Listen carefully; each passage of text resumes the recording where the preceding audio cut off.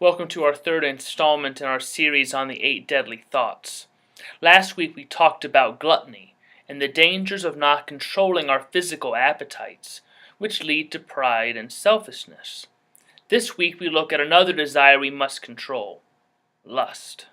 To condemn lust is not to condemn sexual instinct. A human being is more than a body, and the body of a human being cannot be separated from the person from who he or she is. The body is, so to speak, outside of the soul, the part of the person we can see. To lust is to desire the body of a person, and not the whole person. Lust depersonalizes. Lust says, I don't care about your dreams, your struggles, or anything else about who you are. I want to use what I can see of you for my own purposes and my own pleasure. Here is the ultimate sin of pride, thinking someone else exists for your benefit, for your pleasure. Selfishness, that your pleasure is the first and foremost important thing to you. It's not about them and who they are. It's about them as a means to your pleasure. So something to think about. Pornography is a big issue today in regards to free speech, women's rights, pure living, and more. What ways might pornography be dangerous for the people looking at it? In what ways could it be dangerous for those who are subjects of it?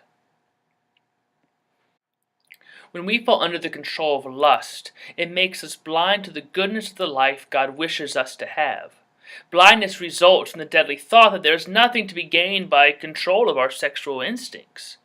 The deadly thought says, you deserve to feel pleasure, or nothing's wrong with giving in to your instincts. God put them there, right?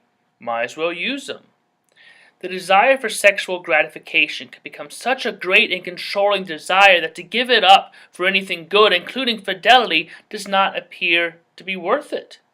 The deadly thought suggests that another person's emotions are not as important as our pleasure. Being faithful, treating others with respect, treating others as full and complete humans, mind, body, and soul, no longer becomes important. And then we are not treating others as Jesus would have us treat them. So something to think about.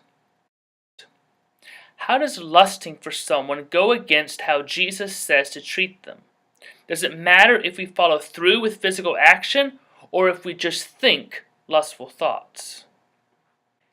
Now remember, Jesus says that to even think about another person lustfully is to commit adultery with them in your heart. The problem lies with the person who feels lustful or takes offense, not the one who excites the lust or causes the offense. It is a pity more men do not recognize this distinction, for so much of male hatred for women is actually the result of disgust of their own lust, especially among so-called Christian men. And then they blame the women. Well, you're the cause of it. You're the reason I have these deadly thoughts. No, the thought is your own thought. One of the dangers of the spiritual life is that in rejecting evil, we often project it onto others, rather than recognize it in ourselves. We most often hate what we see and hate in ourselves most, but we just don't want to actually deal with. Too often in history, men have blamed women for exciting lust in them. Shifting blame is the deadly thought talking, and tries to convince us that we couldn't help it. It's someone else's fault. Not owning our own offense is the same as not confessing our sin. So sometimes the first step is to be able to say, yes, I have a problem with this lustful thought. It's not the right thought to have.